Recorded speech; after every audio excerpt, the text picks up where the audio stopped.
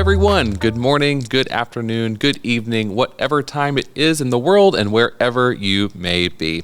My name is Matt Wynn, your podcast host and resident secure identities nerd. Welcome to the Season 2 premiere of the HID Connects podcast. We're very excited to be back with you after renewing ourselves after Season 1.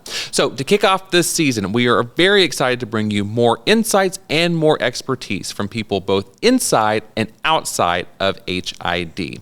We're also happy to be discussing a broader range of topics that are driving the security industry forward and changing things as we know it. So bringing both of these ideas together, I'm very excited to be joined by three panelists who are here to talk more about the people and more specifically the younger generation within the security industry. So what better way to get to know these friendly faces than with a quick round of introductions? So let's start things off. Joining us virtually is Katie Greatti, Associate Director of Learning and Development at the Security Industry Association, also known as SIA. Now, Katie, you're also the Community Liaison for RISE at SIA. So can you tell us a bit more about yourself and tell us a bit more about the RISE initiative? And of course, thank you for joining us. It is my absolute pleasure to be here with you all. As you mentioned, I am the Associate Director of Learning and Development for SIA, and I'm coming up on my 6th year with the association, so I couldn't speak more highly of it or its initiatives. First and foremost, RISE, right? So it started way back in about 2015 with a handful of members, and now we are, 1,100 young professionals strong. So through RISE, young professionals are able to have a sense of community as well as apply for scholarships, go to a conference specifically catered to them. They can be nominated for our 25 on the RISE program. We have a little bit of everything. So I'm proud to be a part of it and to watch all of the young professionals come up in the industry and grow. Makes my heart happy. Very nice. And RISE is actually the inspiration for this episode. So Katie, thank you for that. An excellent plug there. And on that note, I hear that you have a new role at SIA on the horizon. So first and foremost, congratulations and tell us about your next adventure. I am actually moving over to our Standards and Technology department. So I will be the Associate Director of Standards and Technology starting mid-month in December. So luckily RISE is coming with me. Can't imagine leaving you all. That would be just heartbreaking. We wouldn't have it any other way. Well, kudos and congrats on the new role. And again, thank you very much for joining us on our humble podcast. Now, here with me in the studio by way of Portland, Oregon is Benji Bolick, better known by his stage name as the dork, but also the Senior Digital Comms Specialist at ASSA ABLOY Opening Solutions Americas. Benji, welcome to the podcast. Tell us about yourself and what's life like as the dork? Life as the dork. Wow. Well, ever since I could remember as a young chap, reaching for my doorknob, I always had an obsession with doors. No, I'm just kidding. I started in the industry about 5 years ago with ASSA ABLOY, and I've never looked back or looked at a door or a key the same way. Like most people entering the industry, you look at things a little differently once you've opened up that door, pun intended. Been with ASSA ABLOY for 5 years now, started out in end user consulting, and then throughout the pandemic, there was this virus or something coming around, and things kind of got shut down, and things all of a sudden moved digitally forward, and started this persona called the dork, and it kind of blew up. Wasn't expecting it to blow up, one day I got a call from the president of our division. And I thought for sure I was going to get fired because the content I was posting was pushing boundaries. It was, ultimately, no, it led to a job interview. And now I'm part of the digital comms team, helping create digital content. So, amazing. Yeah, happy to be here. Thank you so much for having me. Absolutely. Glad we were able to make it work. Yes, indeed. I'm glad to have you in person as well. And yes, now working in the industry, I actually start counting doors in people's homes. It's very weird, but I find it very gratifying at the same time. So thanks for joining us. And last but not least is HID's very own Dani Bazan, Business Operations Manager, who also has a very cool story about how she initially found out about HID and joined our team. So Dani, welcome. Tell us about yourself and how you quite literally stumbled upon this lovely company we call our second home. Yes, so Danielle Bazan, Dani. I've been with HID now for 9 years. I'm kind of a fresh out of college, right into customer service. And the funny story is, you know, when I graduated college, I got married. I moved up here to Austin, and I was really wanting to be an animal shelter coordinator, but that was not in the plans. I couldn't find a job. So my husband and I just happened to be driving past the building, going to dinner, and he looked over and he was like, "Oh, that looks like a really cool place to work. Like you should look at applying there." I'm like, all right, cool. So I submitted my application without really knowing what HID was, who they were, and I got an interview, and then I had to study, and I did not realize everything. I was surrounded by HID every single day, you know, at university, trying to go into my classroom, like badging into the door. So it's just a wild coincidence. But yeah, started out in customer service. Then the pandemic happened, right? So eventually we were looking for someone to help organize the chaos at our suppliers, trying to get material. I moved into planning, global coordination, and I'm here now, business operations. Amazing. And here in our studio, AKA the conference room, to join us. So thank you very much for that. And thank you all for our guests. Okay, so now that you know a little bit more about our panel, let's kick off season 2 with today's burning question. Is there a generation gap in the security industry? So before we begin, I do want to start by explaining what this discussion is not, okay? So this episode is not about pointing fingers or pitting one generation against the other. That's not the point here. Instead, this is designed to provide a perspective into what the security industry and its future looks like to younger professionals and those who work closely with them every day. Now, our goal is to paint a picture of what matters to them, how the industry can grow and evolve, and most importantly, how the full industry can work together to make our customers' lives safer and more efficient. So that's my disclaimer for today. With that preface out of the way, let's dive in. So let's just start at the top. And Katie, we're going to start with you.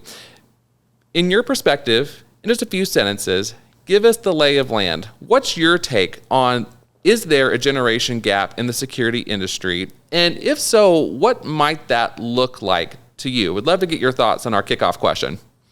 Sure. So when I started 6 years ago and I was jumping right into trade shows, I think that's when you see it, the generation gap be most evident, because you walk in, and at the time I was in my late 20s. And so I walked in and the majority of the crowd was pretty homogenous. So a lot of people of an older generation who've been tenured in this industry, and I looked around and maybe could count on a couple hands, maybe 2-3 hands, how many young professionals were showing up. And I think the way it shows up now, and I will say 6 years later, I'm loving the way it looks, because we have strategic efforts going into making this less homogenous, if you will. And there's initiatives to get more young professionals involved and to have them show up to all of these events and really showcase talent and what we're capable of. Very good. I had a similar experience when I first started my ISC West debut. I came from IT, and so I was like, oh, yeah. Wow, this is a different industry, a different culture. But I agree. I'm seeing the shifts change as well. So, Benji, same question over to you. From your perspective, what's the lay of the land here? So when I joined ABLOY 5 years ago, we had an office of maybe 25 people total. And I was the young guy at age 29. I was like, wait, I shouldn't be the young guy. I'm the middle guy, but the next youngest person was 11 years older than me in the office. So if that is a snapshot of what our industry looks like in general, there's a large age difference between people in the next 5 to 10 years retiring and the next generation ready to take over. But I don't want to put people in bubbles or generational like groups. I feel like that's not really like, I mean, because I feel like I'm an old soul, even though I might be on a young professionals podcast right now. Like, I feel like I'm an old soul in a lot of different ways. And I think there are some things that you can link to the older generation and the younger generations, and there's differences there that we can definitely speak to. And I think a lot of that stems out of technology. Were you existing when the internet happened, right? Yep. Or were you raised with only knowing a world where the internet existed, or social media, or all this different technology? And that is just ramping up, and I'm excited to talk a little bit more about that a little bit later. But yeah, I think that's the gist of it, where we're at. The next 5 to 10 years leaves open a lot of opportunity for young professionals to jump in and take advantage of this industry, just because it's a large opportunity there. Opportunity to open more doors, right, Benji? I'm catching a theme. There we go. Dani, same question to you. Like your perspective on this one too. Yeah, I think I'm in the same boat. You know, I came to HID fresh out of college and walked into customer service, where the next closest person to my age was at least 8 to 10 years older than me. So I have been consistently one of the youngest persons in the room. So back then in customer service, you definitely could see the generation gap in some of the technologies that you use. I mean, we were uploading like paper documents into Oracle to save data instead of doing something like downloading and uploading it. But I think HID has really strived the last couple of years to create a culture that fosters these young leaders who are up and coming. So, for example, we started the Extended Leadership Roundtable a couple years back, where different managers would recommend young talent, and we would go through and have kind of a developmental group project. We also started the ERG here at HID this year, the Emerging Professionals Network, to provide support for our younger professionals. So in terms of generation gap, do I think there is one? Yes. Do I think there needs to be? No, I don't think so. I think companies can really work together to be age agnostic and to provide that culture of collaboration that can work around some of the things that we're seeing now. Well said. Setting us up for good questions coming up. I like this. I'm taking some notes here. Okay, excellent. So, Katie, back to you. Let's dive in a little bit deeper, shall we? So let's talk, and this doesn't have to be about the security industry specifically, but feel free to leverage it through whatever lens you want to explain. But do you think that there is like a difference in values when people come from different generations? And that can be the youngest of the young entering the workforce, or those who have been really seasoned professionals for quite some time. How does this affect the day-to-day? And any thoughts around communication styles as a specific point on that? So just to sum that up, core difference in values across generations, what's the impact, and what does that mean for communication, which of course is key?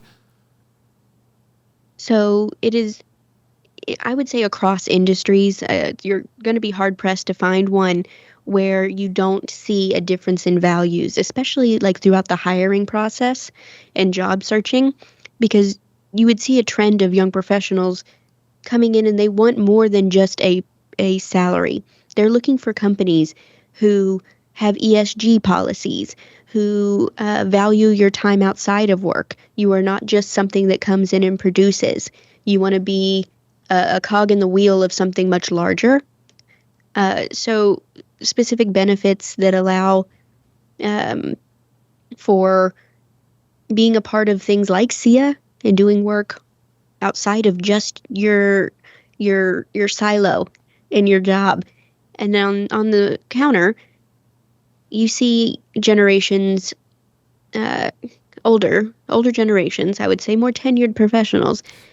They initially took a job because there was a job opening, right? Because it's so different now. We as young professionals, we say, if this one doesn't work, great, I'll find another one that does offer these things. Whereas that really wasn't the situation 20, 30 years ago. You were like, I have an opportunity to pay my bills and support family. I'm going to take this job and I'm going to do my work and then clock out. And this is what work is. And to us, I'm not sure there's even a separation. so much between work and home. It's how you integrate the two of them and make it work in your life.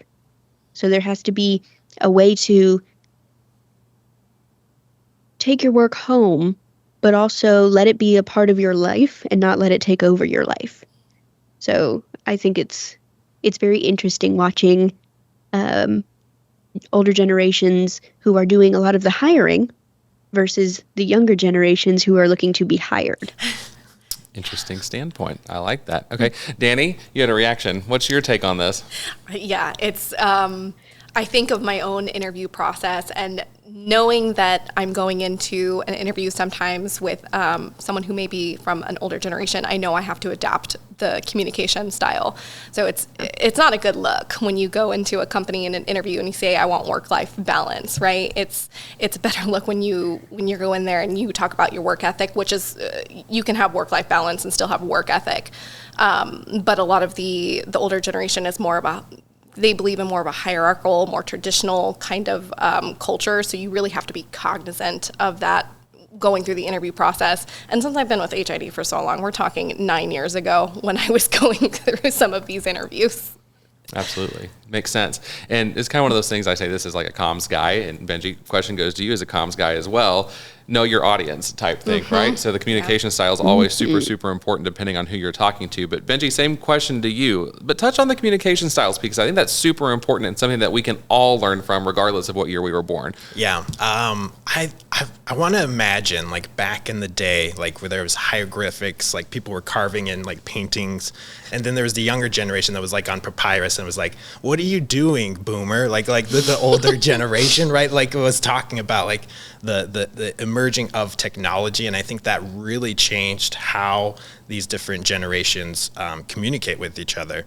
I mean, I know personally being a millennial, I get a little anxious picking up the phone and just calling someone without like texting them first or like making sure that they're in a spot. But like, I love face-to-face or meeting calls. I just want to make sure like, hey, it's in my schedule, it's planned, and I can, work myself up to doing it. But there is something to be said where like this generation, and there's probably a lot that we can learn from the older generation as well, is like there's something to be said about those organic conversations that a lot of the time the younger generation might be missing out on. And I think we can learn a lot from them. And vice versa, like, because if we're talking about work-life balance and things that add value or purpose to our jobs, the older generation was more about loyalty. It was more about like, hey, do my 40 years, get my pension, clock out, get my watch. And I don't know, I feel maybe it's the information that we are all accessible to, where we understand there's more to life than that golden watch at the end of the tunnel, the rainbow, or whatever analogy you want to throw there. Yeah, communication differences. I think social media has a lot to do with how people communicate nowadays. Yeah, I'm trying to think. Yeah, from hieroglyphs. Hieroglyphics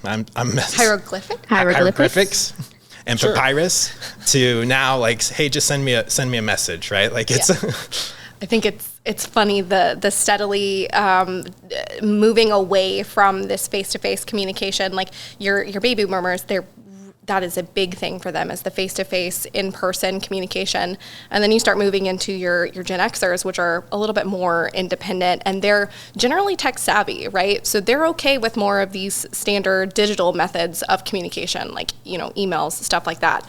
But then you get to millennials, right? And we've got the fear of being on the phone. So as long as it's on the calendar, totally fine. But we're more of we want a work-life balance. We do value face-to-face, but an email is good, right? But then you get all the way down to Gen Z, and they are the generation that have never lived prior to technology, right? So it is this constant infeed of communication. So in my experience, and I have a younger kid, right, who's, I guess, technically Gen Alpha, but if you want to get something, if you want to tell them something, you better say it in a couple of sentences, because their attention span here is not there with all of the technology. Efficiency is key. And I actually think we've already segued into the next topic. And I think this is extremely interesting because the technology thread is what's underlying all of this, right? So we talk about work-life balance. You probably couldn't have had work-life balance 40 years ago because you weren't able to really work from home because you didn't have the connectivity to check messages or respond in real time to things. You also, in some ways, probably didn't have the burden of taking your laptop with you home or your cell phones in your pocket all the time where you can be reached at any time or day by your team, by your boss, or someone else that has a question. So pros and cons with everything. But I think that the technology piece accelerated by the pandemic and the work from home and now hybrid work environment has kind of made this even more of a focal point. So all of that aside, Katie, I want to get back to you. And the overall question is, what's technology have to do with this? What's your take on this? It's so interesting because we have a few members of the team here at SIA, and I'm sure it's across the board at companies, right, that prefer to do business that way. They prefer to like create a relationship with somebody on a show floor, shake hands, and do that type of networking. And I'm like, but have you just messaged them on LinkedIn? Like, it's entirely different. So you can do business that way as a whole. And it's shocking to see both are very effective, but wildly different. And so this type of social media activity, this type of having your cell phone and work in your pocket nearly 24/7, it has its burdens. So as I get older, I tend to stop and say, man, I really wish there was an off button. So I think there's beauty in the fact that there was the lack of technology to do those types of things. But I also see a hesitancy from older generations, boomers, if you will, to do business any other way. So as the hesitancy for the young professionals or millennials, Gen Z, to pick up the phone and just chit chat with people, the hesitancy with the technology in the older generation is to find new ways to do the business. So it really is a push-pull on both ends. I'm excited to see what becomes more popular and what has lasting power. I like that. I think you said that really, really well in terms of them being equally effective but shockingly different. That's a great thing to take away, and you're right. I think there's going to be a balance, but what prevails longer term. So, Dani, any additional thoughts on the technology topic? I think one thing that we need to keep in mind here is the rate of retirement that we're facing over the next couple of years. I was reading an article in the Washington Post that when around the time we were born in the early 90s, there were about 4.6 workers to every retiree, but that has been steadily dropping over the last couple of decades to now I think we were under 4 workers per retiree. So what that means for us is that we don't have the workforce. It's not replacing at the same rate, right? So technology is really key here to make sure that the efficiencies are keeping up and we can still do business with the employees that we do have, right? So I think that's one thing here. Is the rate of retirement, the collaboration tools as well. When we think of technology and the ability to share data all across the world with all employees, all customers, I think that is a major player here in technology. You talk about getting on SharePoint, getting on Teams. Everybody's got the data right there to do their job. Very cool. Benji, any final thoughts on the technology piece before we shift gears a bit? Yeah, I want to piggyback off a little bit of what Katie said, where there is like this kind of old school way of doing business, which is very relationship driven, which is very important. Like I think people want to do business with people that they trust, right?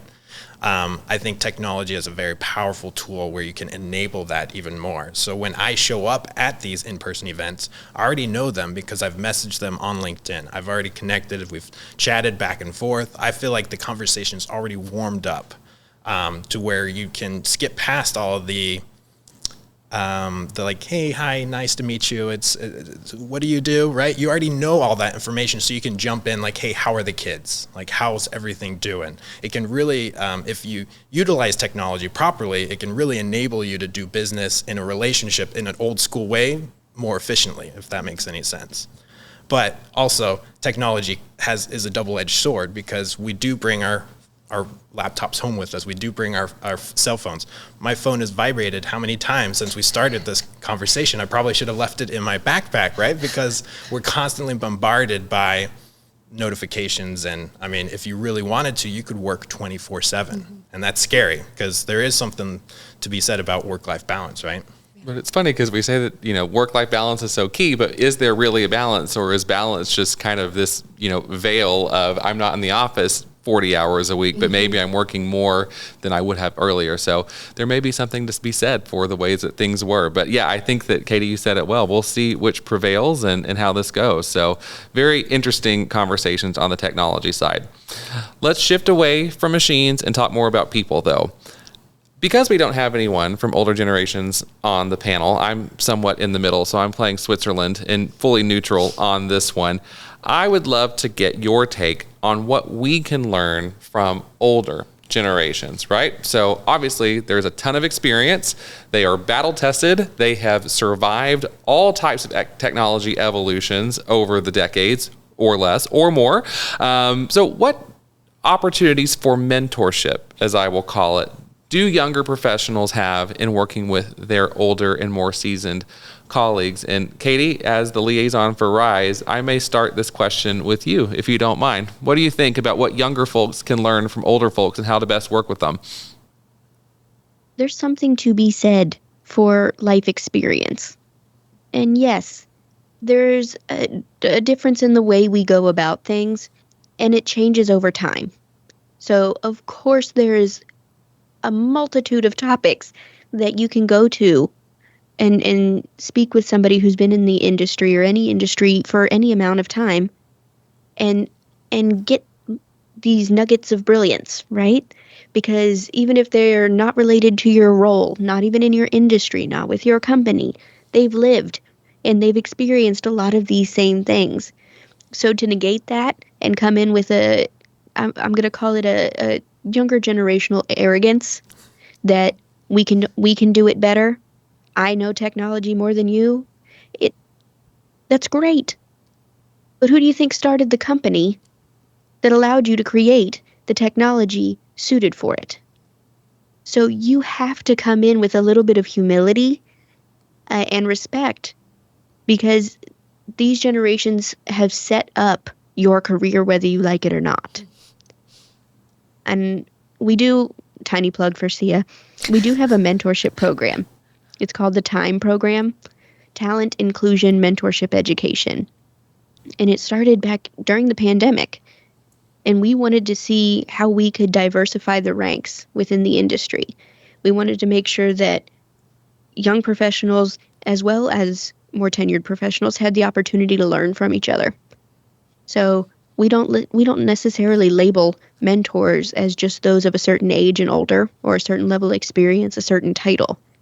I love the fact that the program as it stands now, you have young professionals mentoring people who are transitioning careers into our industry. It's a conversation. So mentorship, there's something to be learned from everybody. And it's really about us taking the patience and the initiative to go start those conversations and be open to them. Very well said. And going back to Benji's point about let's not all be in different bubbles. Let's expand our bubble and learn from each other. So Benji, I'm going to take that over to you. Same question. What opportunities for development, mentorship do you see between the generations? Yeah, no, I think there's a huge opportunity for the younger generation to learn from the older generation, especially before they leave us, right? We talk about that the next generation, the next 5 to 10 years is there's going to be mass retirings in our industry, right? And technology, security, and hardware, right? Like it can be very complex, very complicated, and very technical. And some of these people that have been in the industry have forgotten more than we'll ever learn. And so if you're able to absorb as much as that information as possible, ask questions. Don't be afraid to ask questions. There's no such thing as a stupid question. They might tell you it's a stupid question, but you learn something from asking that question regardless. But I think mentorship is the key to unlocking that that information that's that's slowly dying away from us, which is sad that that's happening, but I think it's a great opportunity for us to learn from that older generation. Absolutely. Dani? Yeah, I mean, so much to be said about the experience there, just taking that and learning from the older generation. But not only that, also the history that some of the older generation has within the company and with our end users and our channel partners. You know, some of these, the people that have been with our company for 20, 30 years have relationships that they've held for that amount of time. So I think leveraging that too, kind of getting your little foot in the door as we start to transition is going to be extremely crucial.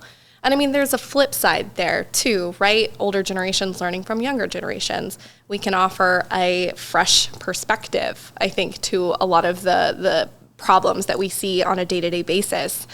So I think just this willingness to be open and want to learn from each other is going to be what brings it to the next level. 100%. And I like that word open for a variety of reasons, but it's that openness. And again, I say this from the posture of being in the middle, right? So I am never afraid to go and ask some of my younger team members, how do I upload this PDF, or like, how do I do this? And I know that I will not be judged or mocked for it, at least not openly. But at the same time, I try to have that open door policy for those team members and some of my younger colleagues to come and ask questions about anything and everything. I may not always have the answer, but I'm always happy to add my perspective if that helpful and they're open to receiving that information or any type of, constructive type criticism, for lack of a better word. So I think that openness idea is really what's going to, again, bring the bubbles together and allow us to be a better industry as a whole. So that's my Oprah plug for season 2, episode 1. Let's all be open and let's all get along, shall we?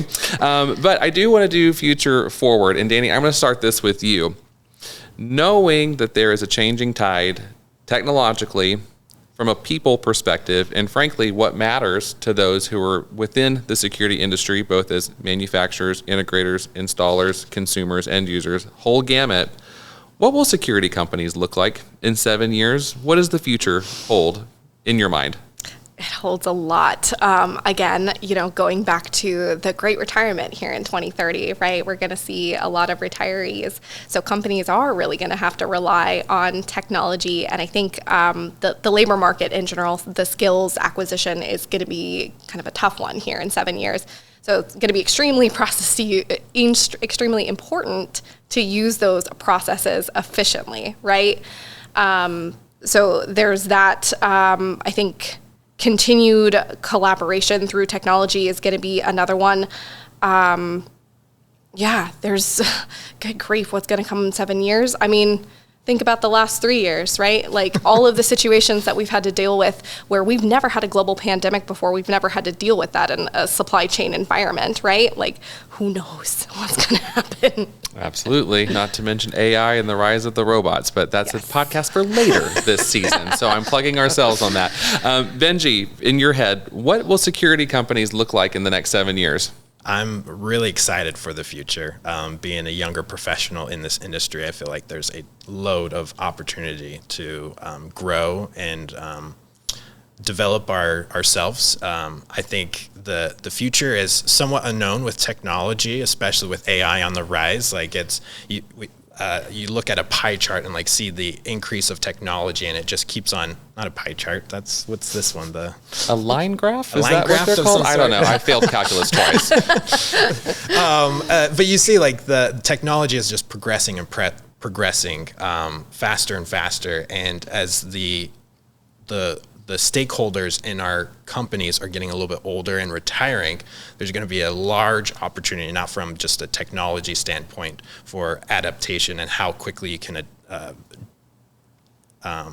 progress in this technological world, but that's just going to open up even more doors of opportunity for these younger professionals. So I would say if you can start learning as much as you can about these technologies, it's just going to be able to help you grow your career that much faster. And on the other hand, like if you look at the older professionals that are still here and they're maybe a little nervous to learn about technology, like, hey, I'm retiring in a few years. Like, why would I want to learn this?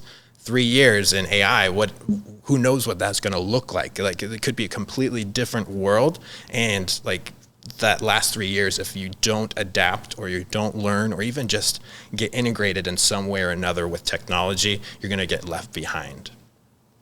Very good. Katie, same question. 7 years from now, what will the industry look like? Diverse in generally every sense.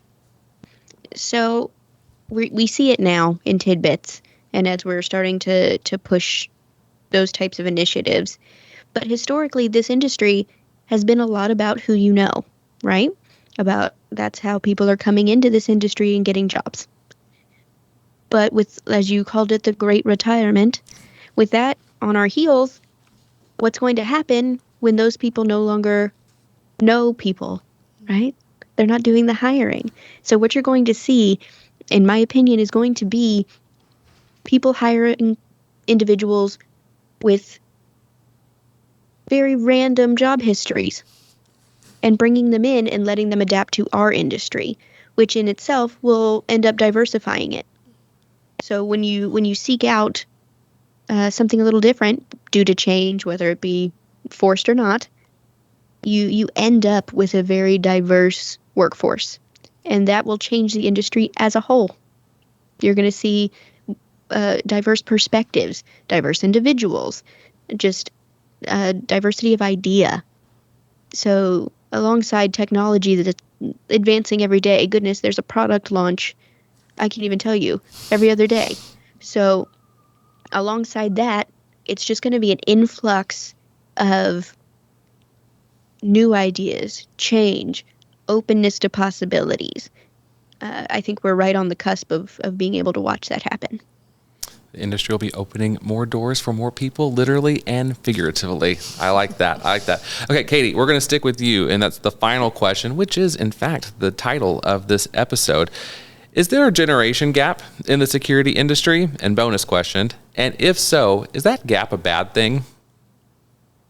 Yes, there is a generation gap. But I also want to be sure to say, if you're only looking at it quantifiable by age, then yes, there's a generation gap. But I will tell you, there's a brilliant mix of people who, like myself, were 40 when they were 20. Or those individuals who are, 60, 65, who are just so eager to watch change and eager to be a part of it, eager to innovate. So numerically, absolutely a generation gap. How to answer the second part? I think it is a good thing. If you don't have anybody to learn from or to challenge you on both ends of the spectrum, you're not going to innovate, actually. When you're not challenged and that becomes the status quo, there's no movement. So with the fluidity of the technology, there should be fluidity of thought and idea between, or intergenerationally, in my opinion. Our innovation is their legacy. So. I like that. I do too. I'm going to write that down. That was inspiring. And maybe frame that and put it in my office. That's very good. Thank you, Katie. Okay. Benji, that's hard to follow up, but I'm going to make you do it anyway. So, burning question, title of the episode, is there a generation gap in the security industry? And if so, is that gap a bad thing? I agree with Katie. And if you look at it from an age standpoint, yes.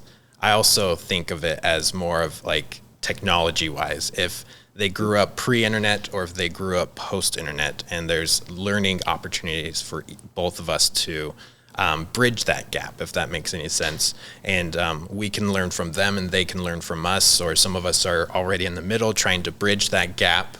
I think there's just a lot of opportunity. So yes, I think the gap is there, but I do think it's an opportunity. It can be an obstacle if you make it, but I think it's an opportunity from my perspective. Beautiful. Dani, same question to you. I think they said it beautifully. Do I think there's a generation gap? Yes, I do. Do I think it's a bad thing? No. I think having different life experiences and different perceptions is what you need to innovate and what you need to move forward. So there's definitely a whole lot of learning and a whole lot of growth on both sides. I think as us as individuals trying to be age agnostic and going into the workplace and working with different generations, we just need to remember to work hard. Work ethic counts, right? Work smart, problem solve rather than problem find. And then I think we need to work relationally. And now how we do that generationally, wow, English is hard today. How we do that may vary based off of our generation, but I think there's a lot to be said of getting it done. Absolutely. And I think at the end of the day, that's what matters most. Work hard, be nice, forge good relationships, and be open to feedback, everybody. So that being said, I will say that the future of this industry is very bright with individuals like you leading and charging the course ahead. So thank you all for your expertise. Thank you for your contributions to the industry, and thank you for your contributions to our humble podcast in the season 2 premiere. So that was a lot of fun, and thank you all so very much. It's been a true pleasure having you both here in person and Katie virtually. So thank y'all immensely. And an even bigger thank you to listening to HID Connects. We truly enjoy creating this podcast both last season and moving into season 2, and hope you equally enjoy listening. So while you are with us, be sure to subscribe to HID Connects. Doing so will ensure that you stay connected and you never miss a new episode as soon as it's published. All you have to do is subscribe wherever you get your podcast. And also, another plug, be sure to follow us on social media. Now, you can watch this episode and previous episodes on the HID YouTube channel. And while you're at it, be sure to like us on Facebook, follow us on X or Twitter or whatever it's called now, and of course on LinkedIn. And last but not least, I always want to hear from you. I want to know what questions you have, what topics we should introduce for new episodes. And all you have to do on that front, just drop me a line, shoot me an email at media@hidglobal.com. So until our next episode, thank you for listening. May your identities forever be secure.